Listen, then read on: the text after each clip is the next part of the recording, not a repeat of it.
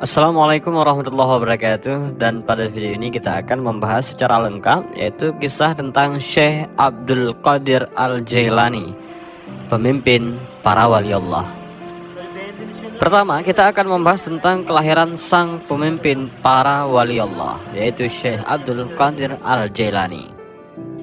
Syekh Abdul Qadir Al-Jailani merupakan sosok tokoh dan pemimpin wali yang lahir di akhir abad ke-5 Hijriah atau 11 Masehi, tepatnya pada 1 Ramadan 1077 Masehi di Iran yang dulu bernama Persia. Sesuai dengan namanya, daerah yang menjadi tempat kelahiran Syekh Abdul Qadir bernama Gilan ataupun Jilan, yang lokasinya berada di sebelah selatan Laut Kaspia yang sekarang masuk dalam provinsi Mazandaran. Dalam perkembangannya, Jilan ataupun Gilan kemudian menjadi provinsi sendiri.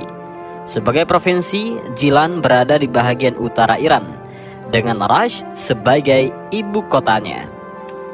Secara genealogis, nama lengkap Syekh Abdul Qadir Jailani adalah Abdul Qadir bin Abi Shalih bin Jangki Dausad bin Abi Abdullah bin Yahya bin Muhammad bin Daud bin Musa bin Abdullah bin Musa Al-Huzi bin Abdullah Al-Hims bin Al-Hasan Al-Mustanna bin Al-Hasan bin Ali bin Abi Thalib Al-Jailani.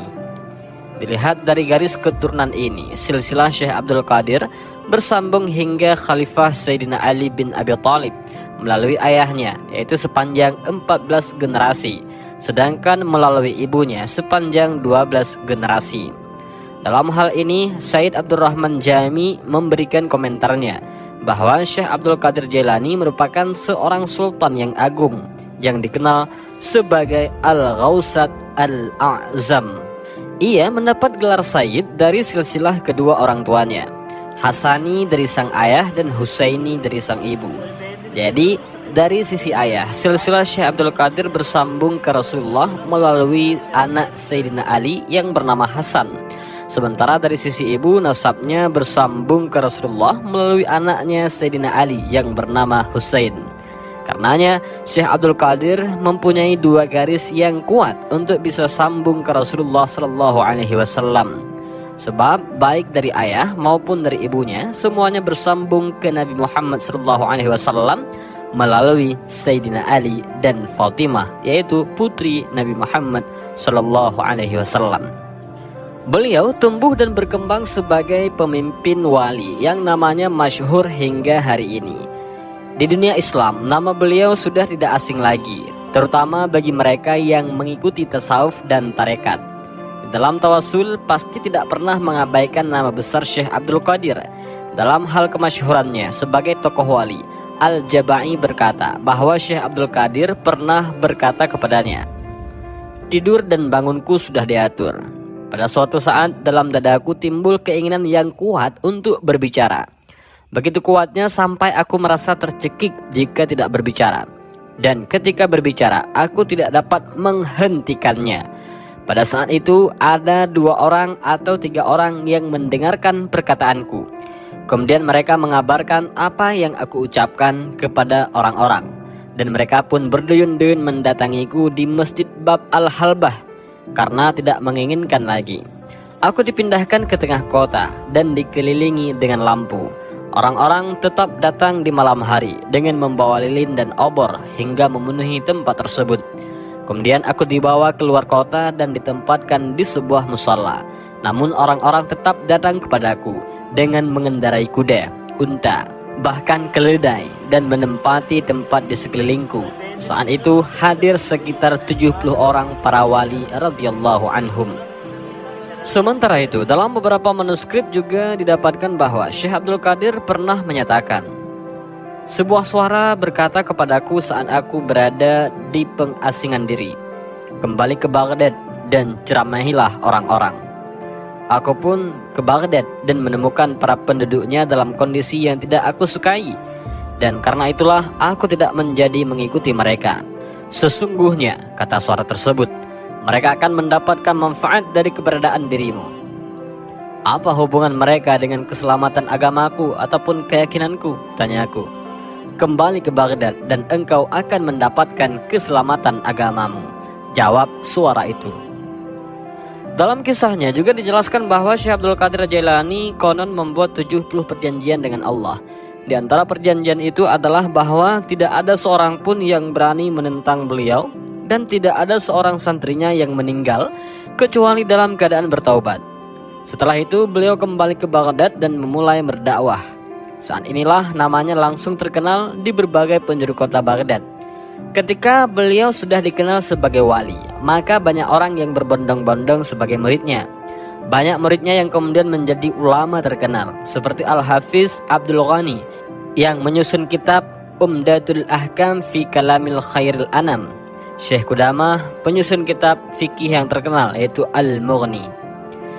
Imam Ibnu Rajab dalam sebuah kesaksiannya juga pernah berkata, Syekh Abdul Qadir Jailani rahimahumullah memiliki pemahaman yang bagus dalam masalah tauhid, sifat-sifat Allah, takdir, dan ilmu-ilmu ma'rifat yang sesuai dengan sunnah.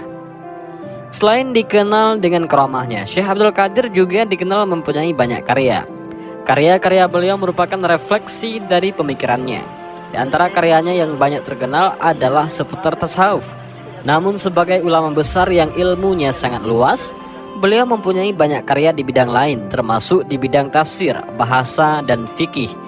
Dan di antara karya-karya Syekh Abdul Qadir Jailani yang terkenal adalah Tafsir Al-Jilani, Al-Ghunyah li Talibi Tariqil Haq, Futuhul Ghaib, dan masih banyak lagi yang tidak disebutkan. Para santrinya begitu melimpah saat menghadiri majelis pengajiannya yang ada di Baghdad. Bahkan di antara mereka juga mengumpulkan segala hal yang berkaitan dengan nasihat dari majelis-majelisnya. Dalam pengajiannya, Syekh Abdul Qadir menjelaskan beragam masalah keagamaan, termasuk menyangkut soal-soal tauhid dan tasawuf seperti sifat, takdir, dan lainnya. Beliau berpegang pada sunnah dan secara keras membantah dan melawan orang-orang yang menyelisihi sunnah. Selain para santrinya, para ulama juga banyak yang memberikan komentar mengenai keagungan dan kealiman beliau, baik komentar-komentar yang positif maupun agak miring. Syekh Junaid Al-Baghdadi misalnya, yang hidup 200 tahun sebelum kelahiran Syekh Abdul Qadir. Meski saat itu Syekh Abdul Qadir belum dilahirkan, Syekh Al-Baghdadi telah meramalkan akan kedatangan Syekh Abdul Qadir Jailani. Suatu ketika Syekh Junaid Al-Baghdadi sedang bertafakur. Tiba-tiba dalam keadaan antara sadar dan tidak, ia berkata, "Kakinya ada di atas pundakku. Kakinya ada di atas pundakku." Setelah ia tenang kembali, murid-muridnya menanyakan apa maksud ucapan beliau ini. Syekh Junaid Al-Baghdadi berkata, "Aku diberitahukan bahwa kelak akan lahir seorang wali besar. Namanya adalah Abdul Qadir yang bergelar Muhyiddin. Dan pada saatnya kelak, atas kehendak Allah, ia akan mengatakan, kakiku ada di atas pundaknya para wali." Syekh Abu Bakar bin Hawara juga hidup sebelum masa Syekh Abdul Qadir. Ia adalah seorang ulama yang terkemuka di Baghdad. Konon saat ia sedang mengajar di majelis ta'limnya, ia berkata, ada 8 pilar agama Autad di Baghdad. Mereka itu adalah Syekh Ma'ruf Al-Kharqi, Syekh Imam Ahmad bin Hanbal, Syekh Bisri Al-Hafi, Syekh Mansur bin Amr, Syekh Junaid Al-Baghdadi, Syekh Siri As-Sakoti, dan Syekh Abdullah As-Sauri, dan yang terakhir adalah Syekh Abdul Qadir Jailani. Ketika mendengar hal itu, seseorang muridnya yang bernama Syekh Muhammad Asy-Syambaki bertanya, "Kami telah mendengar ketujuh nama itu, tetapi yang ke-8 kami belum mendengarnya. Siapakah Syekh Abdul Qadir Jailani?" Syekh Abu Bakar pun menjawab, "Abdul Qadir adalah solihin yang tidak terlahir di Arab, tetapi di Jailan, yaitu Persia, dan akan menetap di Baghdad." Kutub Al-Irsyad Abdullah bin Al-Alawi Al-Haddad di dalam kitabnya Risalatul Mu'awanah menjelaskan tentang tawakal, dan beliau memilih Syekh Abdul Qadir Jailani sebagai suri teladannya. Syekh Ibnu Qudamah juga yang sempat tinggal bersama beliau selama 1 bulan 9 hari. Kesempatan ini digunakan untuk belajar kepada Syekh Abdul Qadir Jailani sampai dia meninggal dunia.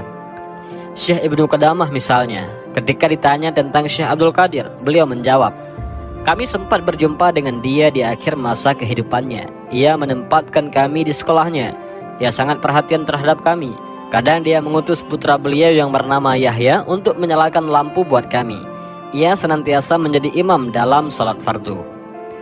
Al-Muqri Abul Hasan Asy-Syadnufi juga berkata bahwa Syekh Abdul Qadir Jailani ini adalah seorang yang diagungkan pada masanya. Dia diagungkan oleh para syekh, ulama, dan ahli zuhud. Ia banyak memiliki keutamaan dan karamah. Al-Muqri Abul Hasan Asy-Syadnufi Al-Misri yang mengumpulkan kisah-kisah dan keutamaan Syekh Abdul Qadir Jailani dalam 3 jilid kitab. Judul asli kitab itu cukup panjang, yaitu Bahjatu Al-Asrar wa Ma'dinu Al-Anwar fi Ba'dil Manaqib Al-Kutub Ar-Rabbani Abdul Qadir Jailani. Lalu As-Sam'ani juga pernah berkata, Syekh Abdul Qadir Jailani adalah penduduk kota Jailan. Ia seorang imam bermazhab Hambali, menjadi guru besar mazhab ini pada masa dia hidup. Imam Az-Zahabi menyebutkan biografi Syekh Abdul Qadir Jailani dalam Syiar A'lamin Nubala dan menukilkan perkataan Syekh sebagai berikut. Lebih dari 500 orang masuk Islam lewat tanganku dan lebih dari 100.000 orang telah bertaubat. Namun, komentar agak miring soal keajaiban Syekh Abdul Qadir juga diungkapkan para ulama. Salah satunya adalah Imam Az-Zahabi. Az-Zahabi menukilkan perkataan-perkataan dan perbuatan-perbuatan Syekh Abdul Qadir yang aneh-aneh, sehingga memberikan kesan seakan-akan dia mengetahui hal-hal yang gaib. Kemudian di akhir pernyataannya, Az-Zahabi berkata, intinya Syekh Abdul Qadir memiliki kedudukan yang agung, tetapi terdapat kritikan-kritikan terhadap sebahagian perkataannya. Dan Allah Ta'ala menjanjikan ampunan atas kesalahan-kesalahan orang beriman. Namun sebahagian perkataannya merupakan kedustaan atas namanya. Imam Az-Zahabi juga berkata, tidak ada seorang pun para kibar masyayikh yang riwayat hidup dan karamahnya lebih banyak kisah hikayat selain Syekh Abdul Qadir Al-Jailani. Dan banyak di antara riwayat-riwayat itu tidak benar, bahkan ada yang mustahil terjadi. Az-Zahabi, seorang ahli tafsir terkemuka itu, juga menyebutkan bahwa karamah Syekh banyak dan jelas. Lalu Ibnu Rajab yang dikenal sebagai ahli hadis mazhab Hambali, dalam salah satu bukunya yang sudah diterjemahkan oleh Ajid Tahir dalam bahasa Indonesia, menyatakan bahwa Syekh sebagai teladan orang-orang makrifat, pemimpin para syekh dan dikurniai makam dan karamah. Imam Al-Ais bin Abdussalam, ulama besar mazhab Syafi'i, menyatakan, tidak ada karamah yang dinukil pada kami secara mutawatir kecuali karamahnya Syekh Abdul Qadir Al-Jailani. Beliau sebagai ulama dan wali besar juga mempunyai pandangan tentang hubungan antara guru dan murid. Dalam hal ini Syekh Abdul Qadir Jailani sendiri berkata, seorang syekh tidak dapat dikatakan mencapai puncak spiritual kecuali apabila 12 karakter berikut ini telah mendarah daging dalam dirinya. 2 karakter dari Allah, yaitu dia menjadi seorang yang sattar, menutup aib, dan ghaffar, pemaaf. 2 karakter dari Rasulullah SAW, yaitu penyayang dan lembut. 2 karakter dari Abu Bakar, yaitu jujur dan dapat dipercaya. 2 karakter dari Umar, yaitu amar ma'ruf dan nahi mungkar. 2 karakter dari Utsman bin Affan, yaitu dermawan dan bangun tahajud pada waktu orang lain sedang tidur. Dan 2 karakter dari Ali, yaitu alim, cerdas, intelek, dan pemberani. Masih terkait dengan pembicaraan tadi, sebahagian di dalam bait syair yang dinisbatkan kepadanya dikatakan seperti ini. Bila 5 perkara tidak terdapat dalam diri seorang syekh, maka ia adalah dajjal yang mengajak kepada kesesatan. Dia harus sangat mengetahui hukum-hukum syariat zahir, mencari ilmu hakikat dari sumbernya, hormat dan ramah kepada tamu, lemah lembut kepada si miskin, mengawasi para muridnya sedang ia selalu merasa diawasi oleh Allah. Maka betapa beratnya tanggung jawab sebagai guru dalam perspektif Syekh Abdul Qadir Al-Jailani ini. Sebagai contoh yang ideal seorang guru, Syekh Abdul Qadir mencontohkan Al-Junaid, salah seorang tokoh sufi terkenal di Baghdad. Dalam hal ini Syekh Abdul Qadir menyatakan bahwa Syekh Junaid mengajarkan standar Al-Quran dan Sunnah kepada kita untuk menilai seorang syekh. Apabila ia tidak hafal Al-Quran, tidak menulis dan menghafal hadis, dia tidak pantas untuk diikuti. Syekh Abdul Qadir juga berkata, kalimat tauhid akan sulit hadir pada seorang individu yang belum ditalkin dengan zikir bersilsilah kepada Rasulullah oleh mursyidnya saat menghadapi sakratul maut. Atas dasar itulah Syekh Abdul Qadir Jailani selalu mengulang-ulang syair yang berbunyi, "Wahai yang enak diulang dan diucapkan kalimat tauhid, jangan engkau lupakan aku saat perpisahan." Pada tahun 521 Hijriah atau 1127 Masehi, beliau mengajar dan berfatwa dalam sebuah mazhab pada masyarakat sampai dikenal masyarakat luas. Paling tidak selama 25 tahun, Syekh Abdul Qadir Jailani menghabiskan waktunya sebagai pengembara sufi di padang pasir, Baghdad, Irak, dan akhirnya dikenal oleh dunia sebagai tokoh sufi besar dalam dunia Islam.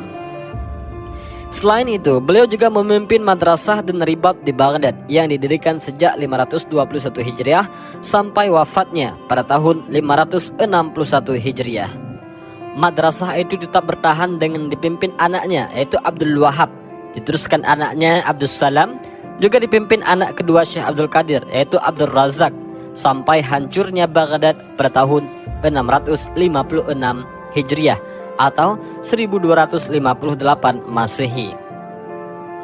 Mengenai posisi dan status Syekh Abdul Qadir sebagai pemimpin para wali, hal ini juga disaksikan dan diakui oleh para wali sendiri. Mengenai pengakuan para wali di dunia yang menyatakan bahwa pemimpin mereka sebagai wali adalah Syekh Abdul Qadir. Ajid Thahir mengisahkan bahwa banyak ulama yang besar mengakui keagungan Syekh Abdul Qadir sebagai wali Allah yang penuh dengan karamah besar. Salah satu karamah Syekh Abdul Qadir yang paling menarik, kata Thahir, adalah namanya terus disebut, didoakan, dan dibaca di dalam tawasul. Hingga detik ini jutaan umat Islam di berbagai belahan dunia selalu menyebut-nyebut nama beliau sebagai tawasul di dalam doanya. Dalam sebuah kisah, Thahir menjelaskan bahwa Syekh Abdul Qadir Jailani pernah bertanya kepada gurunya, yaitu Syekh Hamad Ad-Dabbas, karena di tempat khalwat gurunya setiap malam terdengar degungan keras seperti lebah.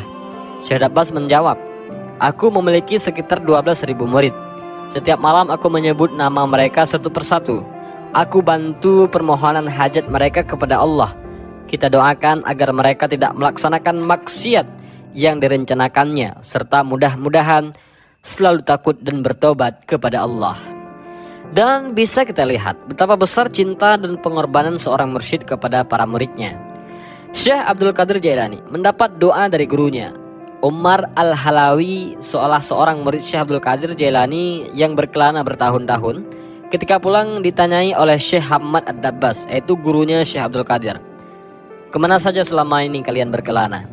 Umar menjawab, "Aku mengelilingi Mesir hingga Maghrib, dan aku berjumpa dengan 360 wali Allah. Mereka semua berkata, Syekh Abdul Qadir Jailani adalah syekh dan pemimpin kami." Syekh Abdul Qadir Jailani wafat pada hari Sabtu malam setelah Maghrib pada tanggal 11 Rabiul Akhir di daerah Babul Azaj di Baghdad pada 561 Hijriah ataupun 1166 Masehi. Sekarang pembahasan selanjutnya adalah tanda-tanda keistimewaan Syekh Abdul Qadir Al-Jailani. Sebagai seorang wali, Syekh Abdul Qadir dianugerahi oleh Allah banyak keistimewaan. Keistimewaan Syekh Abdul Qadir dari Allah ini bukan hanya ketika beliau telah lahir dan sudah menjadi wali besar. Sejak sebelum lahir pun, Syekh Abdul Qadir sudah dianugerahi sejumlah keistimewaan oleh Allah.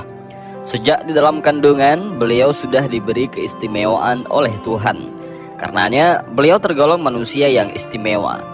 Mengenai keistimewaan Syekh Abdul Qadir dari Allah, baik ketika beliau belum lahir maupun sesudah lahir ke dunia ini bisa dibaca di dalam kitab-kitab manaqib beliau. Di antara keistimewaan beliau sebelum lahir adalah beliau bertemu dengan Rasulullah Muhammad SAW di malam Mi'raj.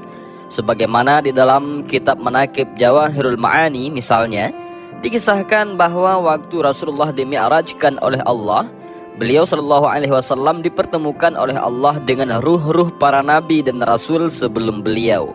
Bukan hanya dengan para nabi, Rasulullah juga dipertemukan dengan para wali. Saat Rasulullah hendak naik mencapai Arash, maka Allah mengutus roh Syekh Abdul Qadir untuk menghadap Rasulullah. Saat itulah pundak Syekh Abdul Qadir dijadikan sebagai tangga bagi Rasulullah untuk naik ke Arash. Ketika hendak naik ke pundak Syekh Abdul Qadir itu, Rasulullah pun bertanya kepada Allah, Siapa sesungguhnya sosok yang menyediakan pundaknya sebagai tangga untuk naik ke arasy itu? Allah pun menjawab bahwa sosok yang ia injak pundaknya itu adalah cucu beliau sendiri yang bernama Abdul Qadir. Saat itu juga Allah berkata kepada Rasulullah, seandainya aku tidak menutup pintu kenabian dengan dirimu wahai Muhammad, pastinya aku akan mengangkat Abdul Qadir sebagai nabi setelahmu. Setelah itu Rasulullah pun berkata kepada cucunya itu, hai cucuku, sungguh beruntung kau bisa melihat dan bertemu denganku, dan betapa beruntungnya orang-orang yang bisa melihat dan bertemu denganmu, dan betapa beruntungnya pula orang yang bisa melihat orang yang pernah bertemu denganmu.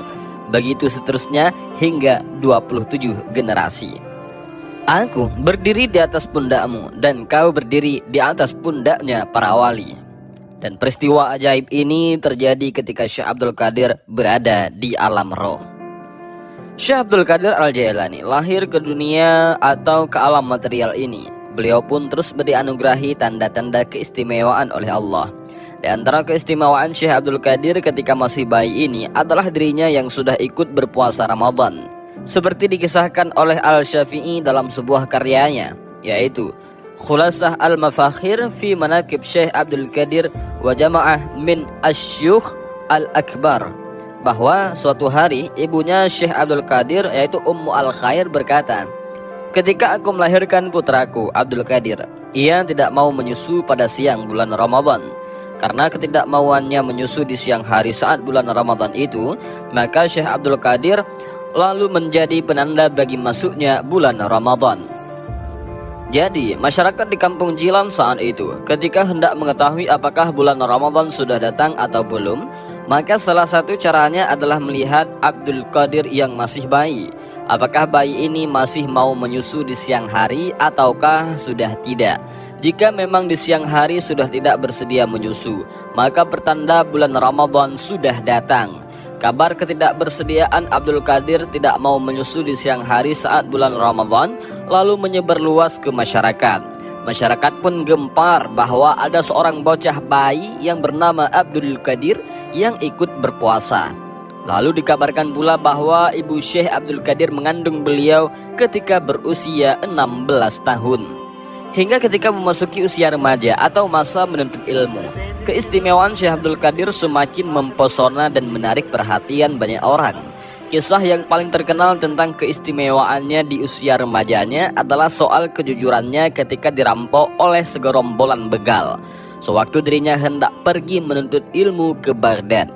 Seperti dikisahkan di dalam kitab Irsyadul Ibad karya Syekh Zainuddin bin Abdul Aziz Al-Malibari yang mengutip cerita dari Al-Yafi'i dari Abu Abdullah Muhammad bin Muqatil dari Syekh Abdul Qadir Al-Jailani.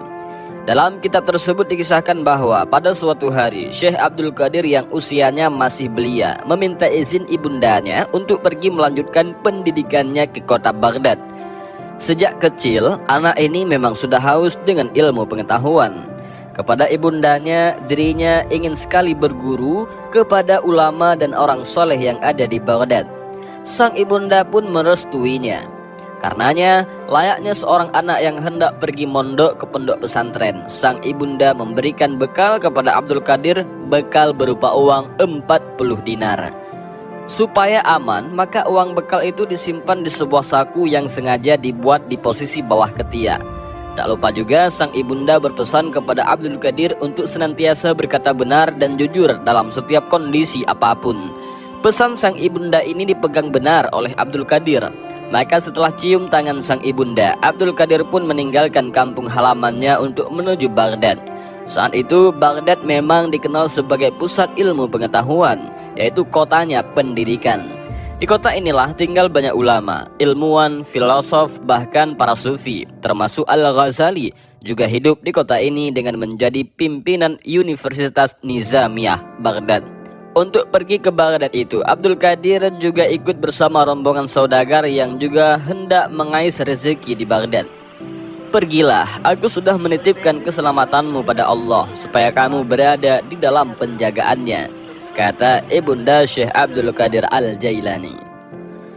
Anak yang pemberani dan diproyeksikan oleh Allah sebagai pemimpin para wali itu pergi bersama rombongan kafilah. Saat itu kendaraan para pedagang adalah onta, sehingga membutuhkan waktu yang lama untuk sampai Baghdad. Berhari-hari, siang dan malam, Abdul Qadir bersama rombongan dagang itu melintasi padang pasir. Di tengah perjalanan itu sebuah musibah terjadi. Ketika rombongan Syekh Abdul Qadir melintasi sebuah kampung bernama Hamadan, tanpa diduga muncullah sekitar 60 orang pengendara kuda yang menghampiri lalu merampok seluruh harta rombongan kafilah. Namun anehnya tak ada satupun rombongan yang mendekati Syekh Abdul Qadir, hingga akhirnya salah seorang dari rampok itu mencoba bertanya kepadanya, "Hai anak miskin, apa yang kamu bawa?" "Aku membawa 40 dinar," jawab Abdul Qadir yang polos, lugu dan jujur. "Di mana kamu meletakkan uang itu?" "Aku menaruhnya di saku yang terjahit rapat di bawah ketiakku," jawabnya lagi dengan polos tanpa rasa takut.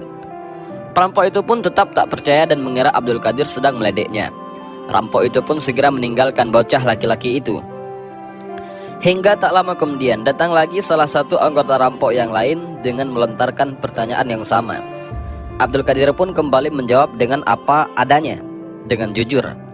Namun lagi-lagi perkataan jujurnya itu tetap tak mendapat respon serius dari sang perampok, dan ia pun langsung pergi begitu saja meninggalkan Abdul Qadir. Namun diam-diam kedua perampok itu pun melaporkan Abdul Qadir kepada pimpinannya. Gembong rampok ini pun penasaran dengan Abdul Qadir. "Panggil bocah itu kemari," perintahnya. Pergilah anak buahnya itu memanggil Abdul Qadir dan menghadap pimpinan perampok. Wajah Abdul Qadir pun tetap tenang, tanpa ada rasa takut sedikit pun saat berhadapan dengan pimpinan begal itu. "Hai bocah, apa yang kamu bawa?" tanya pimpinan perampok. 40 dinar, jawab Abdul Qadir dengan tenang dan lagi-lagi dengan jujur. "Di mana kamu sembunyikan uang 40 dinar itu sekarang?" tanya perampok itu lagi. "Ini ada di saku yang terjahit rapat di bawah ketiakku," jawab Abdul Qadir dengan entengnya. Maka perampok itu pun langsung menggeledah baju Abdul Qadir, dan benar, setelah digeledah di bawah ketiak Abdul Qadir ada uang sebanyak 40 dinar. Saat itu juga para perampok, khususnya pimpinannya, langsung geleng-geleng kepala melihat sikap Abdul Qadir itu. Padahal andaikan Abdul Qadir mau berbohong, para kawanan rampok itu pun langsung percaya. Sebab di samping masih tergolong anak-anak, Abdul Qadir juga memakai pakaian yang sederhana layaknya seorang santri. Bahkan ia nampak sekali miskin. "Apa yang membuatmu bersedia mengaku dengan sebenarnya?" tanya pimpinan perampok kepada Abdul Qadir. "Apa karena kamu takut dengan kami?" "Tidak," jawab Abdul Qadir. "Lalu apa dan kenapa kamu mengatakan yang sebenarnya tentang uangmu itu?" tanya pemimpin perampok itu. "Ibuku memerintahkanku untuk berkata jujur dan benar dalam keadaan apapun. Aku tak berani mendurhakai kepadanya," jawab Abdul Qadir kemudian. Mendengar jawaban Syekh Abdul Qadir itu, pemimpin para perampok itu pun langsung menangis. Kata-kata Abdul Qadir itu seperti sebuah anak panah yang menancap di hatinya, yang membuat dirinya dipenuhi rasa penyesalan. "Anak kecil, engkau tidak berani ingkar terhadap janji ibumu, sedangkan aku sudah bertahun-tahun mengingkari janji Tuhanku," kata pimpinan perampok di hadapan Syekh Abdul Qadir sambil menangis. Singkat kata, gembong rampok itu pun akhirnya menyatakan taubat di hadapan Abdul Qadir, di hadapan bocah kecil yang kelak namanya harum di dunia sebagai ratunya para wali, yaitu Sultanul Aulia itu. Karena pimpinannya telah menyatakan bertobat di hadapan bocah bernama Abdul Qadir itu, maka seluruh anak buahnya juga secara massal menyatakan hal yang sama. Semua kawanan rampok itu pun dari pimpinannya hingga anak buahnya yang terendah langsung bertobat. Dan jadi itulah keistimewaan Syekh Abdul Qadir. Sejak masih belia, ia sudah menaklukkan kawanan rampok melalui akhlak terpujinya. Dari kisah ini, ada dua hal penting yang bisa dipetik. Pertama adalah soal kejujuran dan berkata benar, dan kedua adalah patuh dan taat kepada orang tua, terutama ibu.